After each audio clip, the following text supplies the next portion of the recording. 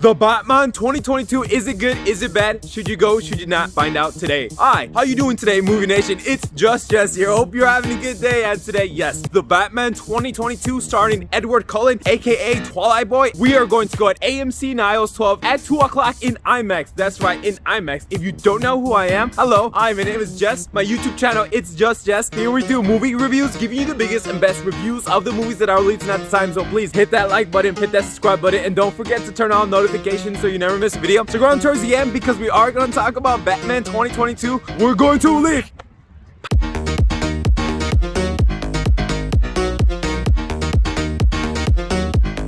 Alright folks, we got The Batman 2022, director Matt Reeves, starring Robert Pattinson, aka Edward Cullen, aka Twilight Man, aka Vampire, finally in the Cape Crusader. So how well is this film? Just by the way guys, this will be a spoiler-filled review. If you've been on here on this channel for a while, I'm still gonna review this like I do normally every film, talking about what's good, mostly discussion, talking to you guys about it. However, when I was doing my show notes for today, I was trying to dance around subjects in a regular review that I couldn't do in a spoiler review. So I just made it a spoiler review. Plus, it's Sunday and I feel like a lot of people are gonna go see this movie. I already wake up to a lot of social media posts. People are seeing this movie. So I thought, you know what? Since this isn't my full-time career just yet, it will be one day. I couldn't do a regular and a spoiler-filled review. So just like Spider-Man Far From Home, this will be a spoiler-filled review. But we're still gonna talk about it, discuss about it. But just warning you, this will be spoilers. Like, we're still gonna talk about like the normal stuff that we would normally. But like I said, guys, this isn't my full-time career, so I can't really like do a lot. Like, I'm really trying to, but one day I will. So with that out of the way, let's get into the review. Is this movie worth going in IMAX? Honestly, guys, yes. If you love Batman, then this is a no-brainer to go see this in IMAX. Like, you're supporting your Cape Crusader in the Dark Knights of Gotham. The sound design, set pieces alone. The sound alone just makes, this was one of the reasons why I wanted to do the spoiler, because there's so many set pieces and action, amazing sequences that the sound alone carries the scenes forward in this movie, which we will touch upon and talk about later down the review. But just the sound design alone, especially comparing it to a regular cinema or even AMC Prime or Dolby, like, this is a movie that's supposed to be like seen in like a good premium theater. Like, yes, if your only option is regular screen, then great, that's fine. But I'm just saying, for some of us that want like the premium or better experience, this is a definitely darker film than the other one. Not in terms of like, yes, of course the story is darker, like more violent, but even the scenes itself. And seeing that in an IMAX screening probably will help you distinguish little things that you would probably notice. Because in a regular screen, because sometimes I see movies twice, darker films like Eternals, for some reason, like in a regular format, like it was hard to see. Like, it just makes you feel not as immersed in this world, which brings me into my fourth topic. I just felt so lost. I'm playing Cyberpunk right now on the PC, and it's just, I'm looking left and right, I'm looking at every nook and cranny, the subways underneath, the rain. I just felt so enamored with this world. I just felt so lost that I wanted to keep going. Like, it never took away from the enjoyment of the film because it was dark. I felt like that also added towards the story. And being in an IMAX screening, I was looking left and right because the screen is bigger. I'm gonna be honest with you, I saw all the live adaptations of Batman. So I've seen all the Ben Affleck stuff, including Justice League. I saw all three Christopher Nolan's films. I've never seen an animated Batman film. I've never read the comics. I just wasn't into Batman like that, like a lot of people have. But I'm still reviewing it because I do like superhero movies, and I also love movies in general. So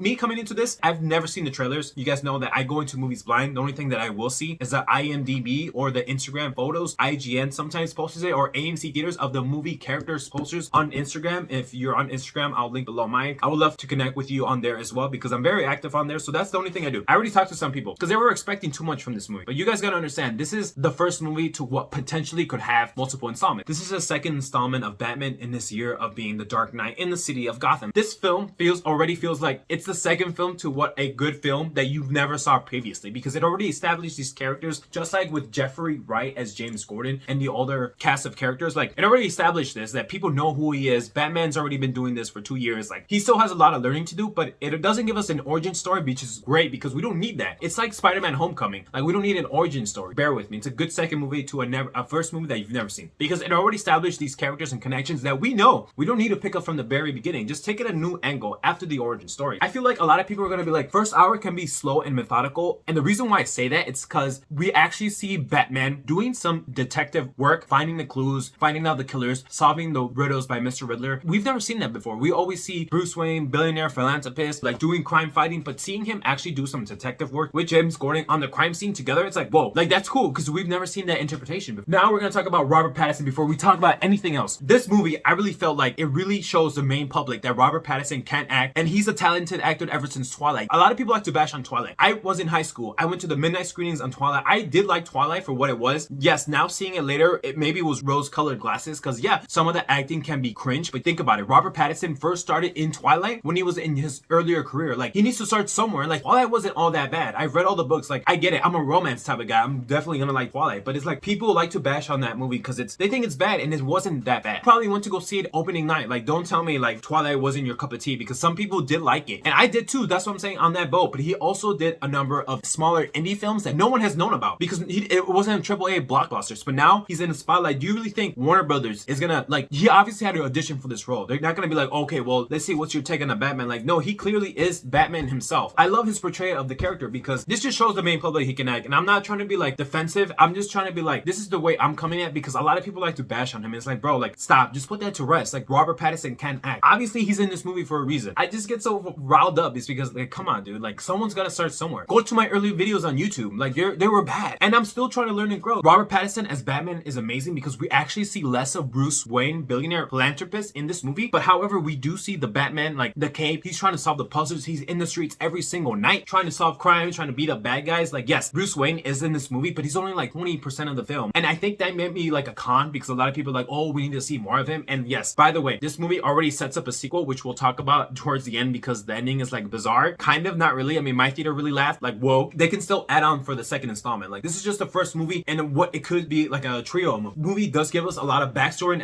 exposition and dialogue between the other Batman movies and his family. Like, we actually find out more details about his mother, that she was in Arkham Asylum, that she had mental health. Now that Batman knows about this in this new film, it's like he's struggling with that too, because all his life he thought his parents were the best, and now that if you've seen the movie, you know that his father went to Cameron Falcone, which I didn't know he was in this movie. Like, he didn't know his parents did some bad things. Like, they made one mistake, and all his life he's trying to like rebuttal, like, oh no, they're perfect, I'm trying to fight for them. I love it because this movie gave us more details. The only thing I'm coming at the movie based on the other movie, so I never knew like his parents had like backstory or evil stuff or like bad decisions. And with that being said, I love the aesthetics of this film. I love the score, the cinematography, the music. I love how dark this movie is, the city, the characters, the score. It resembles real life like how it is now. I just don't know, it felt so grounded, because to be honest with you, Batman is more violent, broken, visceral in this movie, which I really love. He doesn't really talk a lot, but every time he does like this eye movement, or he just stares at the little kid, which was so like heartbreaking, because he knows what it was like to lose his parents when he was younger. I think that's why, me not being like that much of a Batman fan before this film, like, yeah, I liked him, but now I do like him more, because I love dark stuff like this. Like, we don't need to be, oh, happy, you know. Yes, it is dark, it's gritty, it's violent, it's brutal, it's visceral, but that's why I like it, because now we see a different take on the Cape Crusader. Like, he is the Dark Knight, he is the Knight. Like, people do fear him, and like, what's wrong with being dark? Like, not everything has to be sunshine and rainbows, and like, just because it's dark doesn't mean it's still like bad movie. Like, it's still great. The music and tone of the score is like adding to the overall structure of the movie, because the scene selection itself, or when Batman is like confronting enemies, the score is just so tense, bass pumping in IMAX, and based on the city itself, this feels like Gotham. This feels like the Dark Knight Gotham, like bad streets, gangs, drugs. I don't know, I just love the Batman feels broken, and to me, I am a broken person. Like, you get heartbroken not just because of romance, but like because of other things, and actually seeing like a real life superhero dealing with that makes us the more better, because now we can actually relate to it. And I felt like this movie was mostly filmed in like the dark. Like, I only see two scenes, which is sunrise, sunset, and the other scene is during the daylight with Bruce Wayne. Like, they're going to the funeral, but it's cloudy, and the rest of the movie is dark, it's raining, it's pretty cool. I'm just like, whoa. And they pull it off right, because a lot of times when it's dark, like, you can't see it. That's why I'm just like, it's better to go see this in IMAX, so you never miss like the blown out proportion of the darkness in the movie. So we got Alfred played by Andy Serkis, which is awesome because he directed Venom, Let There Be Carnage. Seeing in this movie as Alfred, it felt like a different take, only because, yeah, he's only like 10% of the movie. He doesn't really have a lot of scenes, but scenes that he's there, it felt like, and he was really helping Bruce Wayne, of course, but Andy Serkis as Alfred, the only thing I could take away, yes, hopefully in future installments we see more of him. He knows how to fight. He just looks that, I don't know, maybe that I'm reaching, but it just felt like Alfred in this movie. I don't want to compare it to the other Batman's movies, but it felt like Alfred knew how to fight. And I think he clearly tells Batman, he's like, I taught you how to fight. Let's talk about Catwoman, played by Zoë Kravitz. I love her take on his role. She's feminine, she's gorgeous, she's beautiful. The way she fights, I feel like she uses speed and momentum to like tackle her enemies. Not even because she does fight Batman, but it's like, I thought it was gonna be more because I heard a lot of people talk about it. So, but like I said, keep your expectations in check. And yeah, they do fight a little bit here and there. When she fights her enemies, it's speed and momentum. Like, I love the way she moves. I don't know, it just fits her character, it fits her personality, especially the costume that she made, the mask. Yes, we see Halle Berry as Catwoman before, or we see Annie Hathaway, and those felt more plasticky. This one felt like she made it with her own clothes. Like I said, goes back to the beginning, it felt more grounded in real life because we can relate to it. She doesn't have money, that's why she's stealing, and she fights Batman, and Batman's like, this is all because of money. Like, obviously she wants to get the hell out. And I love the tension between Catwoman and Batman. Like, a lot of people are saying, oh, they don't have chemistry, blah, blah, blah. They do have some chemistry. Like, there is some romantic tension between both of the characters. And throughout the film, they do help each other out. Like, Catwoman's like, oh, Batman's cool, but she never knew who Batman is, maybe in the second installment. So let's talk about one of the big sound designs, why I wanted to do the spoiler review. The Batmobile, guys. When I was in IMAX, I'm sitting there, I'm watching the movie like this, right? There's this fight sequence. Jeff Gordon's there, Catwoman's there, the Penguin's there, played by Colin Farrow, which, by the way, under all that aesthetics and makeup, and like, he got bigger for this role. I don't know if like they put something on him. Colin Farrow as the Penguin, like, he was funny. He was a standout, and he's probably getting his own HBO series, which I think it was like rumored, but not greenlit. They want to see how this movie makes. Guys, Colin Farrow as Penguin is great. Like, I was like, okay, he's a good bad guy, and he doesn't die. Now it's like a power grab because people in the second installment of the film, this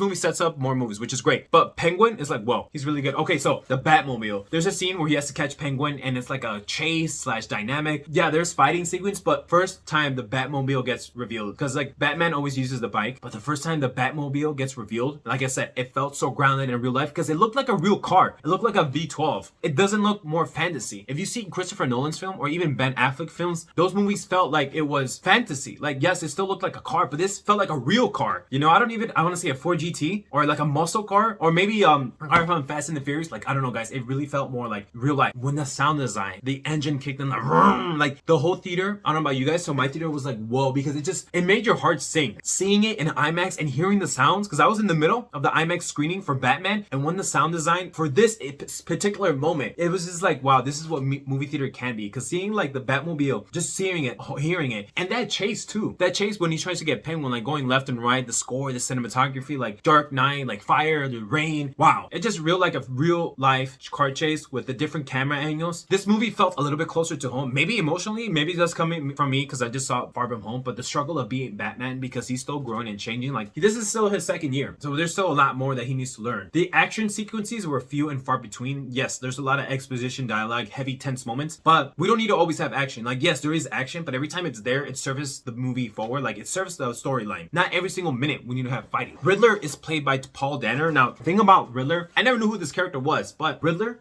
he did like traps or like riddles to Batman because he's like, oh, we need to like work together. Like, can you solve this? Every time Riddler tried to kill people, I don't know about you guys, but like, they didn't feel like Saw traps, like Saw, like the rat, or like when he blow his hand like right there in the memorial scene. It felt like his traps were Jigsaw. And when they discover his house, it felt like Jigsaw, like a lot of cool elements. It's just like, that's what I first thought. I'm like, this feels like Jigsaw's like he learned from Jigsaw, which is a different type of movie. Being a little bit more darker and bringing in some Saw elements. I don't know if you guys felt the same way, but it just felt like they took some inspiration from the Saw movies. Yes, of course, it's PG-13, that can go rated R. His traps, the way he is, it felt like Saw, like, and then usually in Saw is like, I want to play a game. And this guy is like, riddle me this. Like, you have to solve the riddles. James Gordon is played by Jeffrey Wright, which also was the helper to James Bond. So seeing him in this movie, the movie already establishes that Gordon and Batman have been doing this for a while. They know each other. I love their friendship, their dynamic. It's like they're partners. They have an understanding. It just picks up to what they're talking. They're helping each other out. Guys, Batman clocking in just under 3 hours. Robert Pattinson has signed a multi-film deal. So there's a lot of world building that needs to be happening. And I get that a lot of people are going to say, oh, it's too long or it's too dark. Guys, this is a different take of Batman. Like, what's wrong with being dark and more grounded to reality? Batman and Catwoman, obviously towards the end, they don't like stay together because Catwoman's like, oh, the city you're already spoken for. They do kiss, they do fight. Like, towards the end, they get this flood scene because the Penguin is captured and Falcone dies. And Catwoman, in the movie, they made it a big deal because Catwoman told Batman, he's like, he's my father. And like, a lot of people are like, yeah, I knew that. I never knew that because I never watched the comics or never knew anything or watched the HBO series. The movie made it out to be a big moment, and to me, it was a big moment. Maybe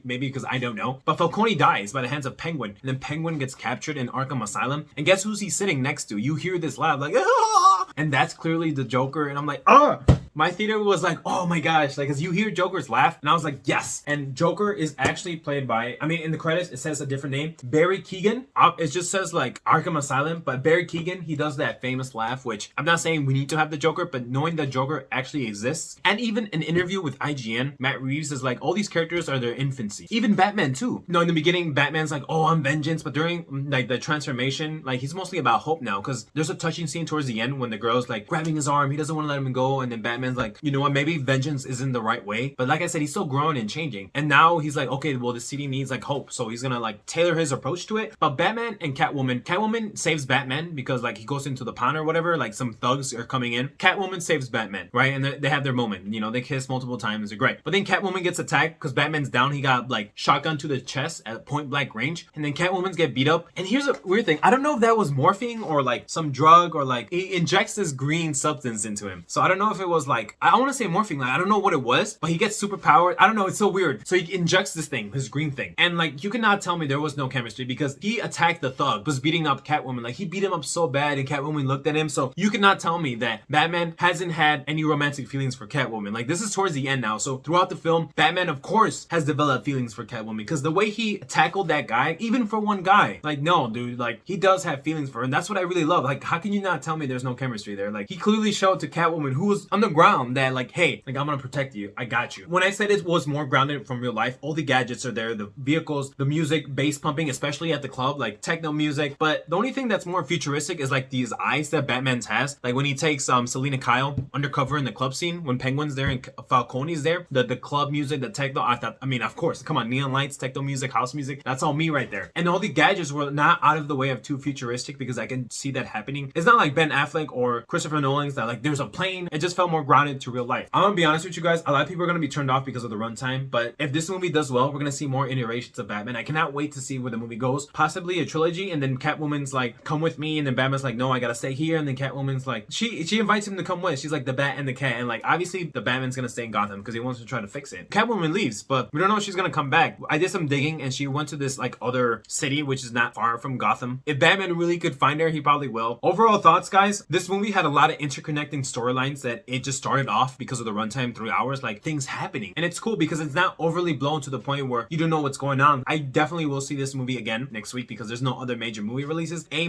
I initially put B+, but when I really thought about it, I can't stop thinking about like how dark and gritty it is and like love and tension, romance, like everything's there. Action, suspense, drama, action, gadgets, Batman, overall changing of the character from beginning to end. The 3 hour runtime. I feel like that's the one thing that people are not gonna like, but what's wrong with that? Just because the runtime is 3 hours, I never felt like it took the experience of being in the movie away because I was just so enamored of being in this world, just like Dune, because I was like, like so enamored being in this world of Batman. I want to say this is my favorite Batman movie, not just because it's new, but just because to me, romance means everything, especially on this channel, and seeing the love tension, even between Selena Kyle as Batman, it's like mesmerizing. I love the dark, twisted aesthetics towards this movie. I just love it. I don't know what's up. I mean, maybe because look at my background, everything's like dark, twisted, and manipulative, and just that Batman's so broken at the stage. I can go on and on, guys, but overall thoughts, A-, guys. This is a great film. Like, I know a lot of people are gonna like hate on it, but I stand what I just said today. Like, I love the dark aesthetics. It just feels different, and that's what we need. All right, guys, that's gonna be everything it for me today. Hope you have a great day, and let me know if you ever need anything. If you haven't already, please consider subscribing so you never miss a movie review, and maybe hitting that notification button so you stay up to date with the movies, news, information. Take care, guys.